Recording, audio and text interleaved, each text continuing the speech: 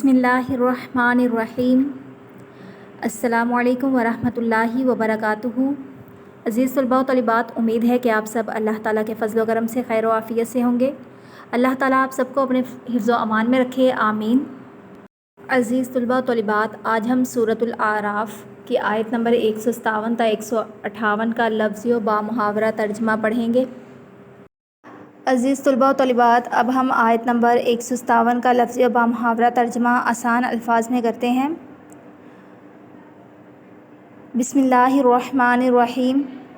अल्लज़ीना, वो लोग जो यत्तबिऊना, पैरवी करते हैं, अर्रसूल, रसूल, अन्नबिय्या, नबी, अल उम्मिय्या, उम्मी, अल्लज़ी, वो जो यजिदूनहु, उसे पाते हैं, मकतूबन, लिखा हुआ, इंदहुम, अपने पास, फ़ी में, अत्तौराती, तौरात, वल इंजीली, और इंजील, यामुरुहुम, वो हुक्म देता है, बिलमारूफ़ी, भलाई, वयनहाहुम, और रोकता है उन्हें, अन से, अलमुनकरी, बुराई, वयुहिल्लु, और हलाल करता है, लहुम, उनके लिए, अत्तय्यिबाती, पकीदा चीज़ें, वयुहर्रिमु, और हराम करता है, अलैहिम, उन पर, अलखबाइसा, नापाक चीज़ें, वयदउ, और उतारता है, अन्हुम, उनके बोझ, इसरहुम, उनके बोझ, वल अगलाला, और तौक, अल्लती, जो, कानत थे,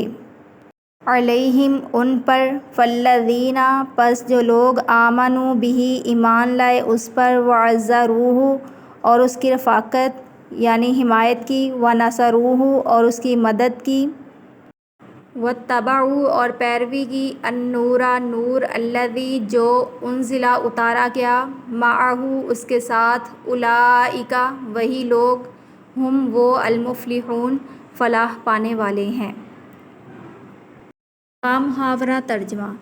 जो लोग ऐसे रसूल, नबी, उम्मी का इत्तिबा करते हैं जिनको वो लोग अपने पास तौरात व इंजील में लिखा हुआ पाते हैं, और उनको नेक बातों का हुक्म फरमाते हैं और बुरी बातों से मना करते हैं, और पाकीज़ा चीज़ों को हलाल बनाते हैं और गंदी चीज़ों को उन पर हराम फरमाते हैं, और उन लोगों पर जो बोझ और तौक थे उनको दूर करते हैं, सो जो लोग इस नबी पर ईमान लाते हैं और उनकी हिमायत करते हैं और उनकी मदद करते हैं और उस नूर का इत्तिबा करते हैं जो उसके साथ भेजा गया है, ऐसे लोग पूरी फलाह पाने वाले हैं।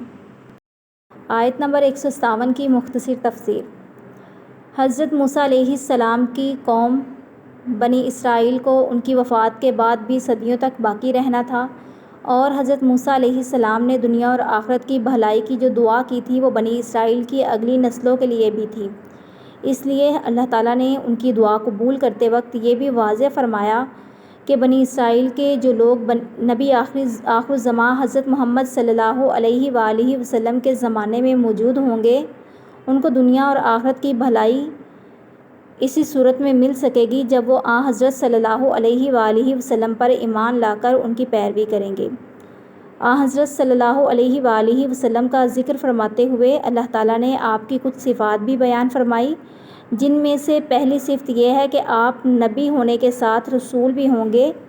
आम तौर से रसूल का लफ्ज़ ऐसे पैगंबर के लिए बोला जाता है जो नई शरीयत लेकर आए, लिहाजा इस लफ्ज़ से इशारा कर दिया गया है कि हज़रत मोहम्मद सल्लल्लाहु अलैहि वालैहि वसल्लम नई शरीयत लेकर आएंगे, जिसमें कुछ अहकाम तौरात के अहकाम से मुख्तलिफ भी हो सकते हैं, और बनी इसराइल को उस वक्त ये ना कहना चाहिए कि ये हमारी शरीयत से मुख्तलिफ अहकाम बयान कर रहे हैं, इसलिए हम उन पर कैसे ईमान लाएं। चुनांचे पहले से बताया जा रहा है कि हर दौर के तकाज़े मुख्तलिफ होते हैं, और जो रसूल नई शरीयत लेकर आते हैं उनके अहकाम पहले अहकाम से मुख्तलिफ हो सकते हैं।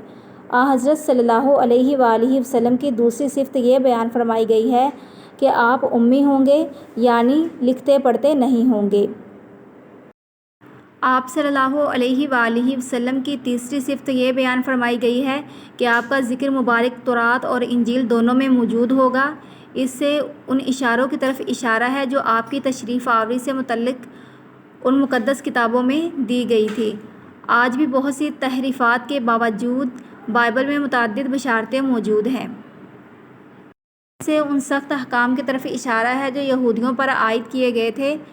ان میں سے کچھ احکام تو تورات میں تھے اور اللہ تعالیٰ نے اپنی حکمت سے اس وقت یہودیوں کو ان کا پابند کیا تھا۔ بعض سخت احکام ان کی نافرمانیوں کی سزا کے طور پر نافذ کیے گئے تھے، جس کا ذکر سورہ نساء میں گزرا ہے، اور بہت سے احکام یہودی علماء نے اپنی طرف سے گھڑ لیے تھے۔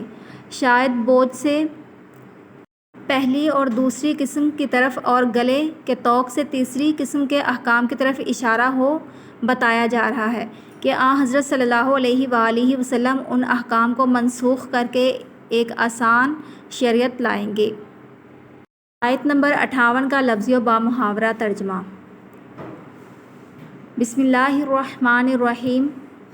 قل کہہ دیں، یا ایھا الناس، اے لوگو، انی بے شک میں، رسول اللہ الیکم تمہاری طرف، جمیعا سب، الذی وہ جو، لہو اس کی، ملک بادشاہت، السماواتی آسمان جمع ہے، والارض اور زمین، لا نہیں، الہ معبود، الا مگر، ہوا وہ، یحیی زندہ کرتا ہے، ویمیت اور مارتا ہے، فآمنوا سو تم ایمان لاؤ، باللہ اللہ پر، ورسولہ اور اس کے رسول، النبی نبی، الامی امی، الذی وہ جو، یؤمن ایمان رکھتا ہے، باللہ اللہ پر، وکلماتہ اور اس کے سب کلام، واتبعوہ اور اس کی پیروی کرو، لعلکم تاکہ تم، تہتدون ہدایت پاؤ۔ آیت نمبر 158 کا بامحاورہ ترجمہ۔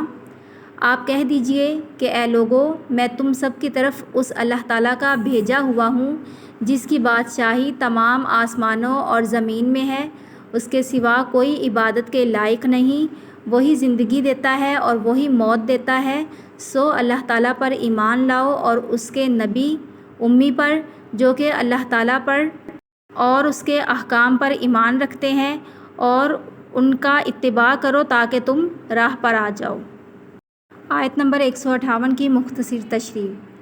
چونکہ پیچھے یہ ذکر آیا تھا کہ موسیٰ علیہ السلام کی دعا قبول کرتے وقت ان کو یہ بتا دیا گیا تھا کہ نبی آخر الزمان صلی اللہ علیہ وآلہ وسلم پر ایمان لانا ان کی آئندہ نسلوں کے لیے ضروری ہوگا، اس لیے اس موقع کی مناسبت سے حضرت صلی اللہ علیہ وآلہ وسلم کو یہ ہدایت فرمائی کہ وہ بنی اسرائیل سمیت تمام انسانوں کو اپنی نبوت پر ایمان لانے اور اپنی اتباع کی دعوت دیں۔